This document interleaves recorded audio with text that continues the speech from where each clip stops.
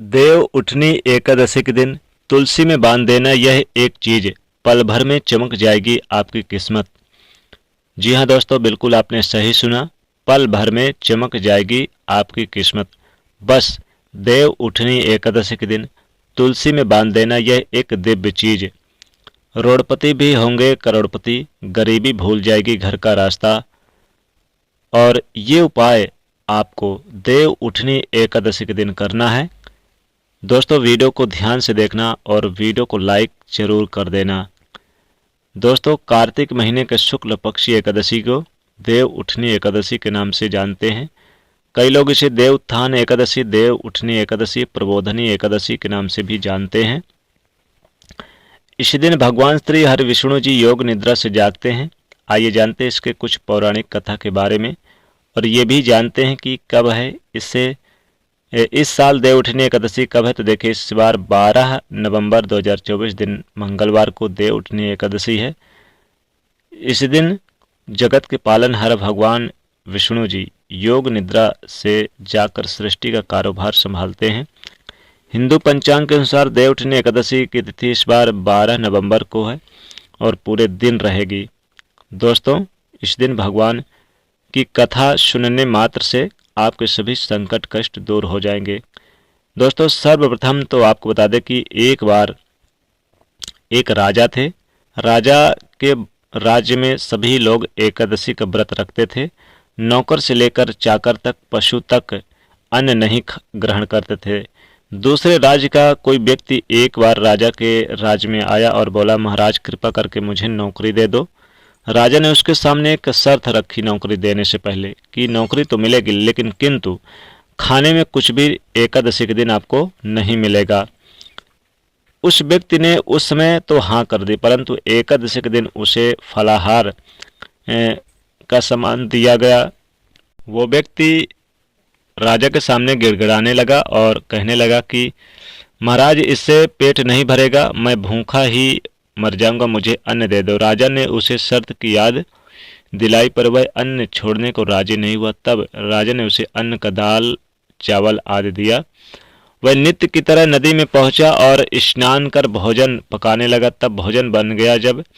तब भगवान को बुलाने लगा और भगवान भोजन के लिए यानी कि कहने लगा कि भगवान भोजन तैयार है। उसके बुलाने पर पीताम्बरधारी चतुर्भुज रूप धारण किए हुए भगवान विष्णु जी प्रेम से उसके साथ भोजन करने लगे। भोजन आदि करने से भगवान यानी कि प्रसन्न होकर अंतर ध्यान हो गए। तब वह अपने काम में फिर से चला आया। 15 दिन बाद अगली एकादशी पर रोह राजा से कहने लगा, महाराज मुझे दुगुना सामान दीजिए, उस दिन तो मैं भूखा ही रह गया। राजा ने कारण पूछा तो उसने बताया कि हमारे साथ भगवान भी खाते हैं, इसलिए हम दोनों के लिए यह सामान पूरा नहीं होता है। यह सुनकर राजा को बड़ा आश्चर्य हुआ।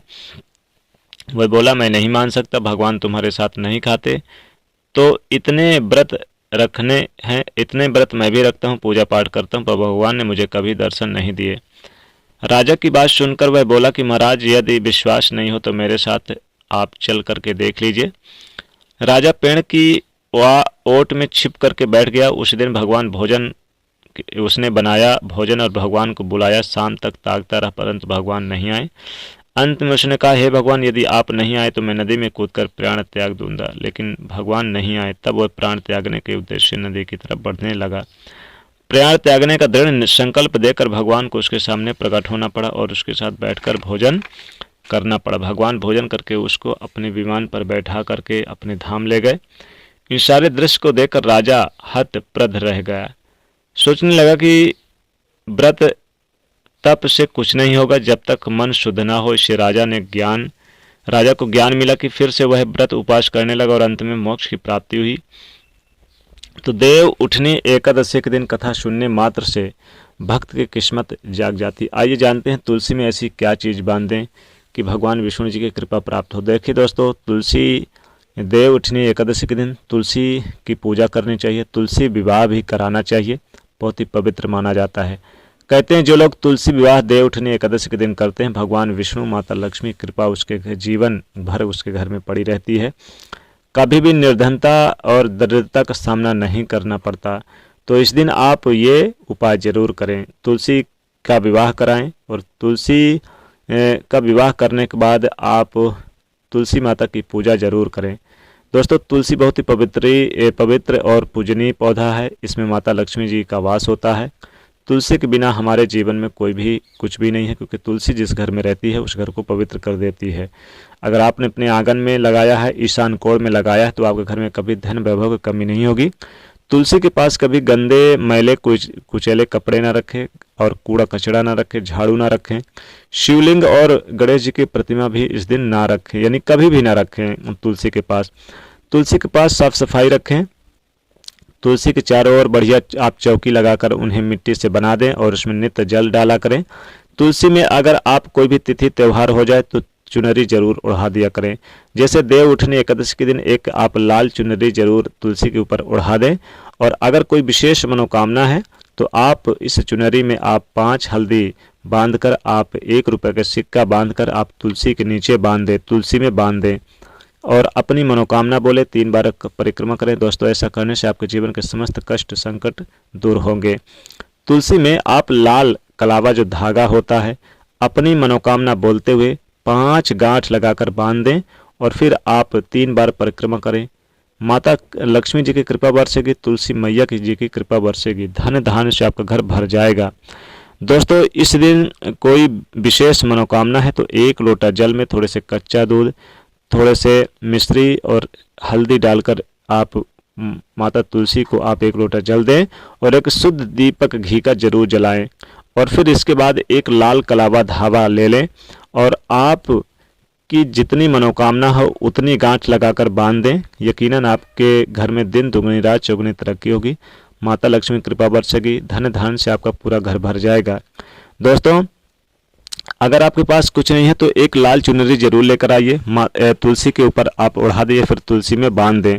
ऐसा करने से भी माता तुलसी प्रसन्न होती हैं, भगवान विष्णु और माता लक्ष्मी प्रसन्न होती हैं, क्योंकि चुनरी जो होती है ये माता तुलसी को बहुत प्रिय है और लाल धागा कलावा बहुत ही प्रिय है।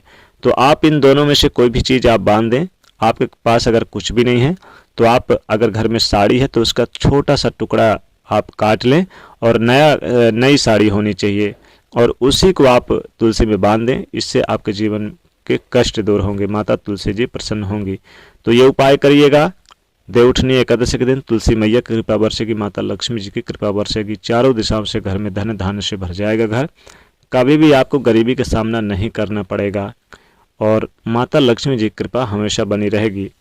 दोस्तों, वीडियो को लाइक जरूर कर दीजिएगा, ज़्यादा से ज़्यादा दोस्तों तक शेयर पहुंचाइएगा, चैनल को सब्सक्राइब करिएगा, कमेंट में जय माता लक्ष्मी जय माता तुलसी जरूर लिखिएगा।